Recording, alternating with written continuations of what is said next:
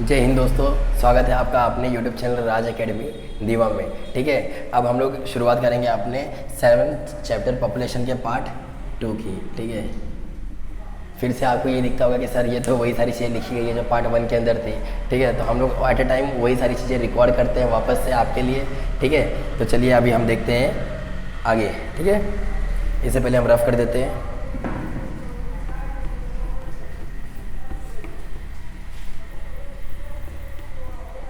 थोड़ा सा शॉर्ट में हम रिकैप कर लेते हैं कि हमने क्या पढ़ा था।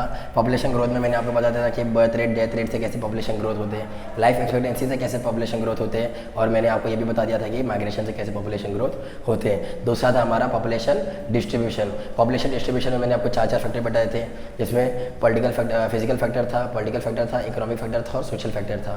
फिजिकल फैक्टर के अंदर देखिए, फिजिकल फैक्टर के अंदर मैंने आपको बताया क्लाइमेट था, रिलीफ था, सॉइल था। क्लियर है हर जगह पे, और ये सारे रिलीफ मतलब ऊंचा नीचा, माउंटेन, प्लेट्यू, प्लेन, जहाँ पे जैसे रहेंगे वहाँ पे वैसे वैसे पॉपुलेशन आपको दिखाई देंगे।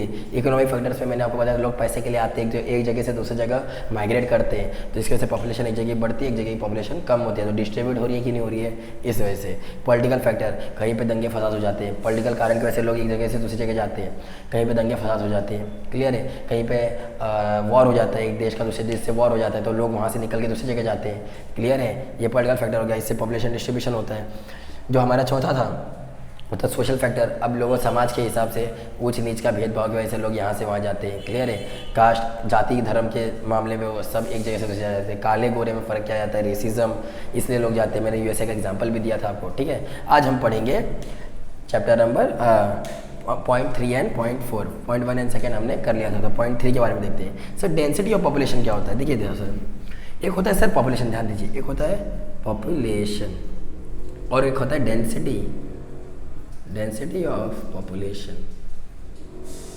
बहुत बेहतरीन तरीके से समझेंगे। ठीक है, अब जैसे कि आप मुझे बताइए सर पॉपुलेशन क्या होता है। सर पॉपुलेशन मतलब जनसंख्या। कोई भी, अब जैसे मैंने आपको बताया था एक पर्टिकुलर एरिया में कितने लोग रहते हैं उसी को बोलते हैं पॉपुलेशन। एक पर्टिकुलर एरिया में कितने लोग रहते हैं इसी को बोलते हैं पॉपुलेशन। और डेंसिटी ऑफ पॉपुलेशन सर क्या होता है। सर डेंसिटी ऑफ पॉपुलेशन मतलब पर्टिकुलर एरिया में जितने लोग रहते हैं। देखिए पर्टिकुलर एरिया में अगर लोगों की कैपेसिटी रहने की 10 है और उसमें अगर 100 रह रहे हैं तो उसी को बोलते हैं डेंसिटी ऑफ पॉपुलेशन। जैसे मैं आपको समझा रहा हूँ, अब जैसे मैं ये इंडिया बना रहा हूँ। ठीक है, देखिए मैंने आपको बताया था कि आपको कला का बेहतरीन प्रदर्शन करते हैं आना चाहिए। ठीक है, ये है एक इंडिया और ये दूसरा इंडिया बना देता हूँ।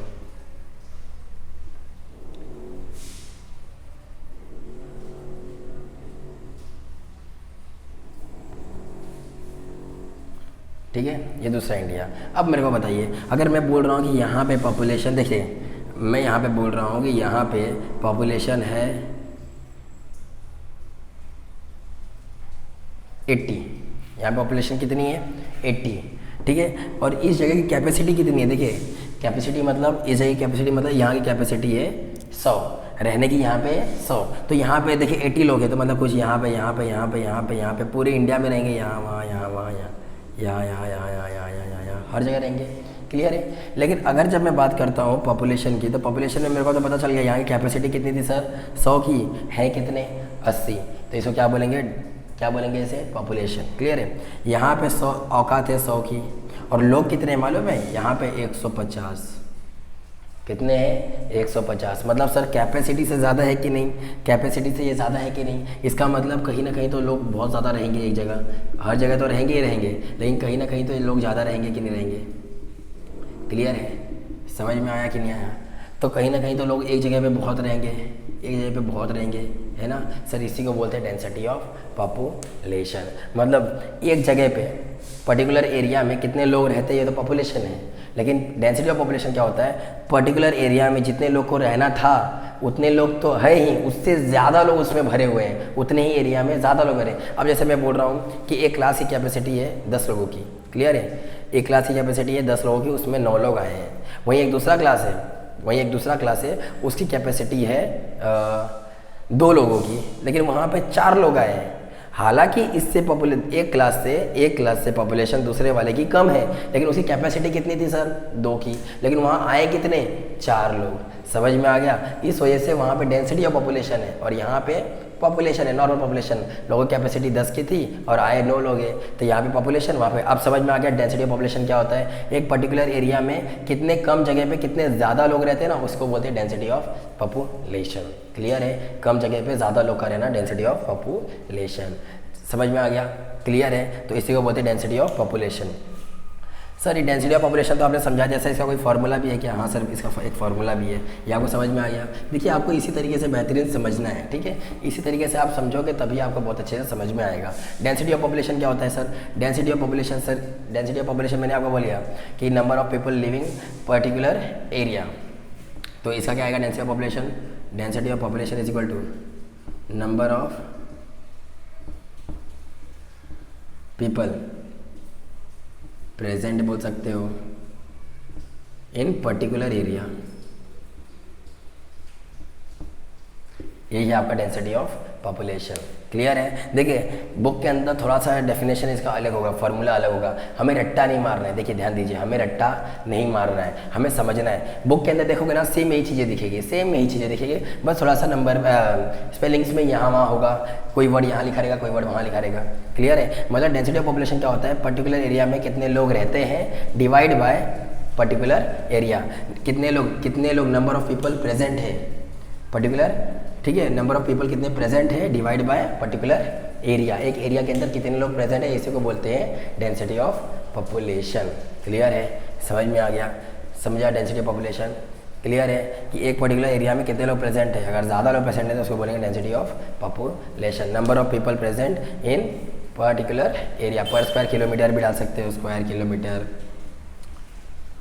पर स्क्वायर किलोमीटर। क्लियर है? अब ये सब भी इसमें डाल सकते हो। तो आई आपको डेंसिटी ऑफ पॉपुलेशन समझ में आ गया होगा। घन बोलते हैं ना, घनत्व, डेंसिटी होगा घन होता है, एक ही जगह में बहुत ज़्यादा लोग रहना, इसका बोलते हैं डेंसिटी ऑफ पॉपुलेशन, और हर जगह पे अलग अलग थोड़े थोड़े लोग हैं तो उसको बोलते हैं पॉपुलेशन। क्लियर है? Structure of population, sir structure of population क्या होता है? स्ट्रक्चर ऑफ पॉपुलेशन हर जगह पे अलग अलग पॉपुलेशन होता है। देखो लेसन का नाम है पॉपुलेशन, कहीं पे कम होता है, कहीं पे ज़्यादा होता है, कहीं पे थोड़े होते हैं, कहीं पे ज़्यादा होते हैं, कहीं पे पॉपुलेशन बढ़ते तो कहीं पे कम होते हैं, कहीं पे थोड़े होते हैं, कहीं पे ज़्यादा होते हैं, डेंसिटी ऑफ पॉपुलेशन, और कहीं पे तो बहुत ही ज़्यादा होते हैं, कहीं पे बहुत ही कम होते हैं। स्ट्रक्चर ऑफ पॉपुलेशन मतलब सर अब पॉपुलेशन में भी स्ट्रक्चर है क्या? हाँ सर स्ट्रक्चर है।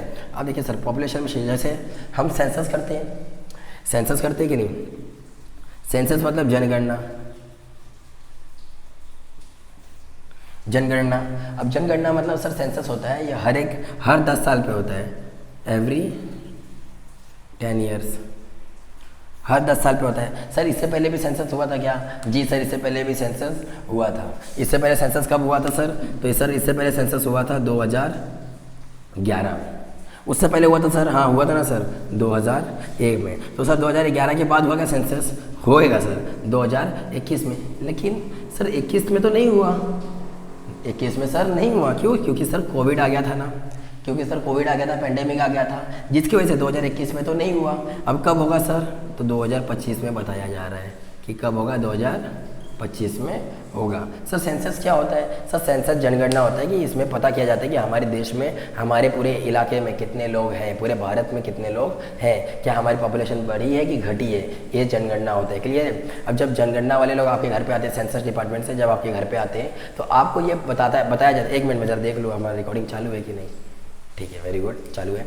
देखिए जब हमारे यहाँ पे जनगणना होता है, सेंसस होता है, तो हमारे घर पे लोग आते हैं और लोग हमसे क्या पूछते हैं मालूम है? आपके घर में कितने लोग हैं?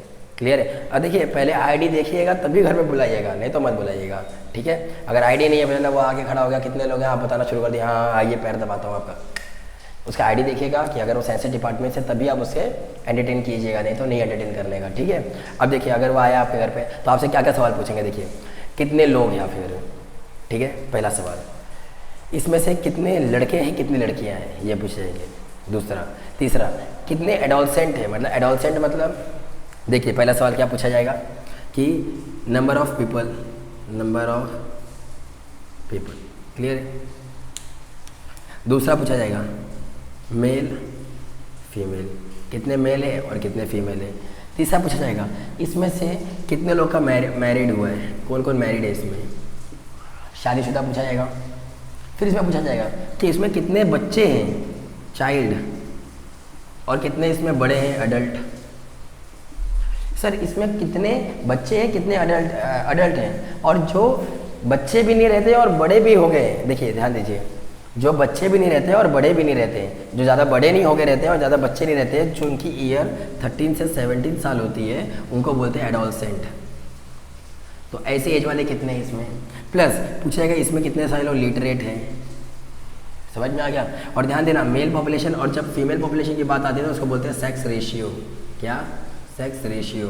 जब भी सेक्स रेशियो पूछा जाएगा कि आपके घर में सेक्स रेशियो क्या है, तो बताया आपको बताना पड़ेगा सेक्स रेशियो मतलब फीमेल पॉपुलेशन, सेक्स रेशियो मतलब फीमेल पॉपुलेशन। क्लियर है?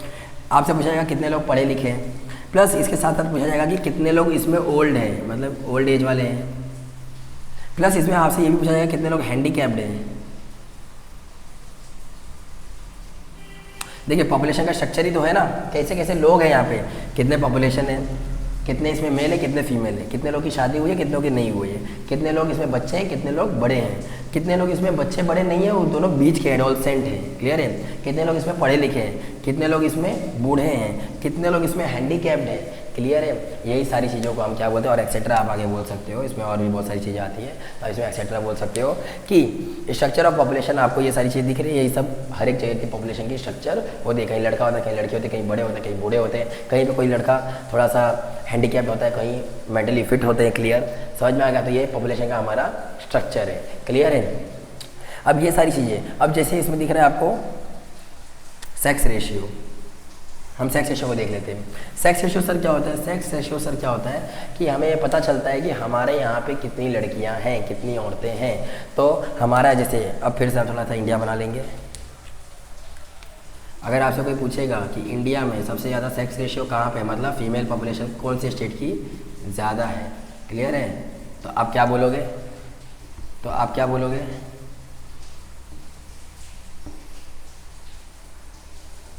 क्लियर? तो आप क्या बोलोगे? केरला। क्या बोलोगे आप? केरला। अच्छा आपको एक चीज़ बता दूं, केरला का एक नया नाम पड़ रहा है जिसका नाम है केरुलम। क्लियर है? जो वहाँ के चीफ मिनिस्टर है उन्होंने इसका एक ऑर्डिनेंस पास किया और ऑर्डिनेंस के थ्रू उन्होंने केरला का नाम केरुलम डिक्लेयर किया है। क्लियर है? तो हमारे इंडिया में सबसे ज़्यादा अगर फीमेल पॉपुलेशन कहीं पे है तो इसका मतलब क्या है, वो केरुलम है। क्लियर है? केरला है। क्लियर?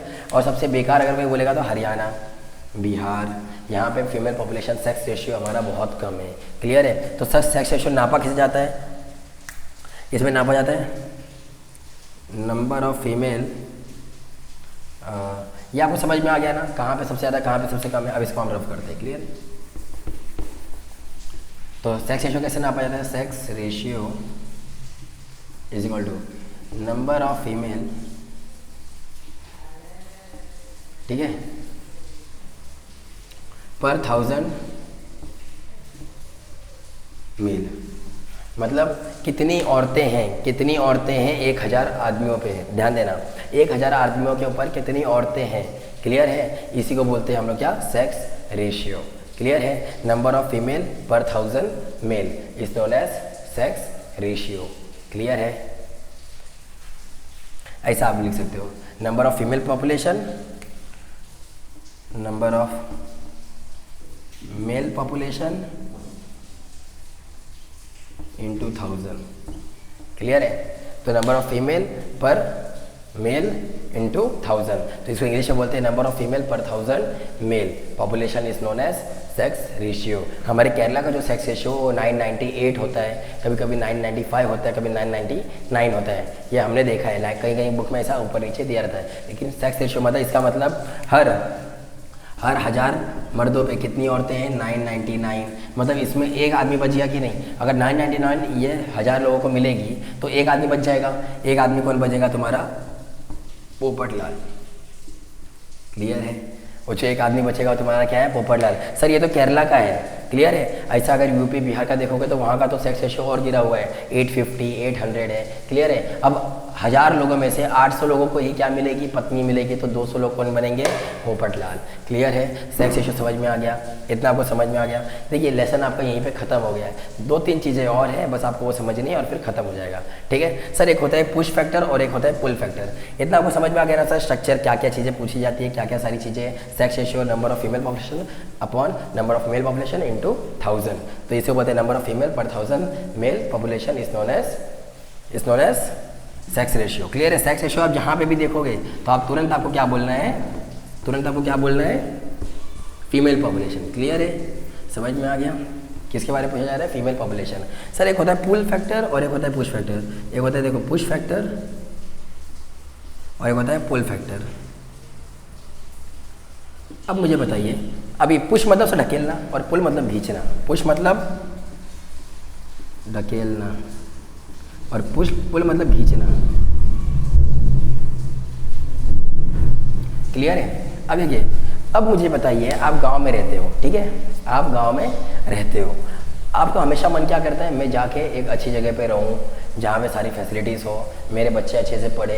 क्लियर है। और वहाँ पे अच्छा हेल्थ फैसिलिटीज़ होना चाहिए, वहाँ पे अच्छे अच्छे पार्क्स होने चाहिए, वहाँ का इन्वायरमेंट बहुत अच्छा होना चाहिए। तो आप किसके बारे में सोच रहे हो, अर्बन के बारे में, ऐसी जगह के बारे में सोच रहे हो जहाँ पे सारी चीज़ें अवेलेबल हो। क्या आपके गाँव में सारी चीज़ें अवेलेबल होती है? नहीं सर, सारी फैसिलिटीज़ अच्छे से अवेलेबल नहीं होती है।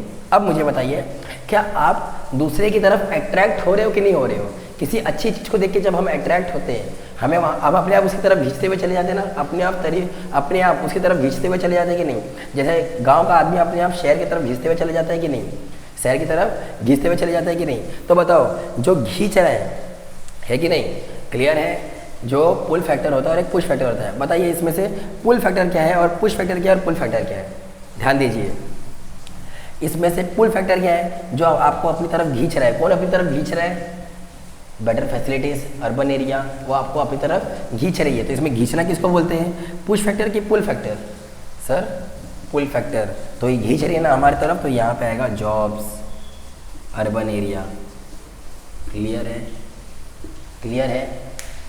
पुल फैक्टर मतलब खींच रही है आपको, आप हो, ठीक है, आपको अपनी तरफ कौन खींच रहा है? खींच कौन रहा है? बेटर फैसिलिटीज़, अर्बन एरिया, ये सब आपको अपनी तरफ खींच रही हैं। तो जब वो सब हमें अपनी तरफ खींचती हैं, वहाँ पे अच्छे जॉब है, हम वहाँ पे जाके जॉब करते हैं, सब उसी तरफ गांव में रहते हैं, तुरंत अपना झोला बिस्तर भागते हैं, कहाँ पे जाते हैं? शहर की तरफ खींचते हुए चले जाते हैं। तो उसको बोलते हैं पुल फैक्टर। मतलब ये सारी चीज़ें, job, urban area, facilities, education और बहुत सारी फैसिलिटीज़ जो भी हम यूज़ करते हैं यहाँ पे, ठीक है, ये सारी चीज़ें हमें अपनी तरफ खींचती हैं। तो इसी को बोलते हैं पुल फैक्टर। क्लियर है, समझ में आ गया। एक होता है पुश फैक्टर, ढकेलती है। कौन सी एरिया, अब तुम्हारा मन कहाँ नहीं रहने के लिए करता है, कहाँ तुम नहीं रहना चाहते हो? तुम बोलोगे गांव में कौन रहता है, गांव में ना पानी आता है अच्छे से, ना हमें वहाँ पे ज़्यादा फसल मिलती है, ना कमाई है अच्छी, तो हम अपने आप को उससे दूर रखते कि नहीं? तो यहाँ पे देखोगे कितने सारे लोग अर्बन आ जाते हैं तो 8-10 साल बाद ही गाँव जाते हैं, अच्छे से कमा लेते हैं, कमाने के बाद ही गाँव जाते हैं, क्योंकि उनको ये लगता है कि ये जो गांव है उधर कुछ ही नहीं है, हमें कहाँ जाना है? अर्बन तरफ भागना है।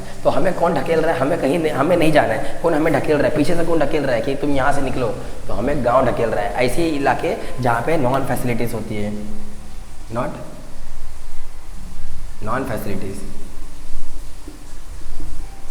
नॉन फैसिलिटी मतलब समझ जाओ विलेज, आपको ये अच्छे से समझ में आएगा। वैसे विलेज में फैसिलिटीज़ होती हैं, लेकिन ज़्यादातर गांव में नहीं होती है। तो जहाँ पे विलेज होगा वो हमें क्या करेगा? पुश करेगा। और कहाँ पे जाने की ढकेलेगा हमें? Urban area. अर्बन एरिया क्या करेगा? पुल करेगा। अर्बन एरिया बोलेगा आ जाओ, और विलेज एरिया बोलेगा जाओ यहाँ से, भाग जाओ। तो जो जाओ उसको बोलेंगे पुश फैक्टर, और जो आओ बोलेगा उसको बोलेंगे पुल फैक्टर। क्लियर है, समझ में आ गया? इतना आया आपको समझ में आया होगा। एक बार देख लेते हो रिकॉर्डिंग हमारी चल रही है कि नहीं।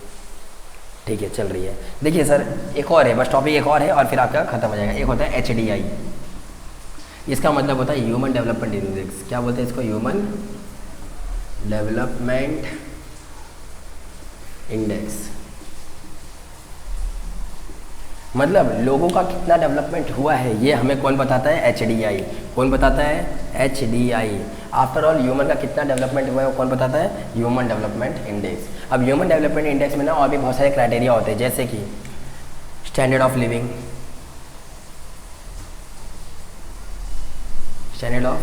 लिविंग, मतलब लोगों का स्तर, रहने का स्तर अच्छा है कि नहीं, क्या लोगों के पास सैलरी अच्छी आ रही है कि नहीं आ रही है। जब लोगों के पास सैलरी अच्छी आएगी तो उनका स्टैंडर्ड ऑफ लिविंग अपने आप बढ़ेगा। स्टैंडर्ड ऑफ लिविंग मतलब किस तरीके से हो रहे थे, जहाँ पे अब एक बात बताइए, आपके पास आपका मंथली इनकम 10,000 है, तो आप क्या वो 150-200 रुपये किलो वाला चावल खाओगे? क्या नहीं खा सकते, क्योंकि आपका सैलरी बस 10,000 है। लेकिन अगर वही आपकी सैलरी 1 लाख है तो आप तो आराम से लेके आके खा सकते हो कि नहीं? बड़े बड़े बासमती के राइस खा सकते हो।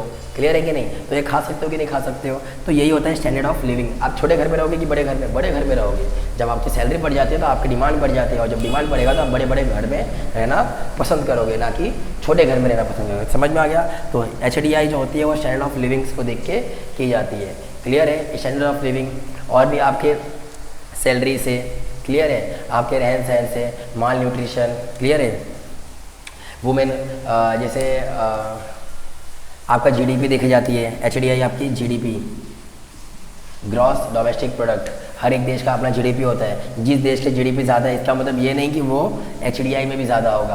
क्लियर है? वहाँ पे फीमेल पॉपुलेशन भी देखी जाती है।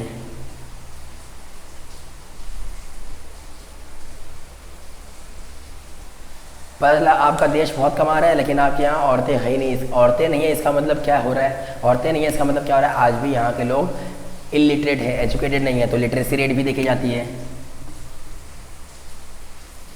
लिटरेसी भी देखी जाती है, कितने लोग पढ़े लिखे हैं कि नहीं है।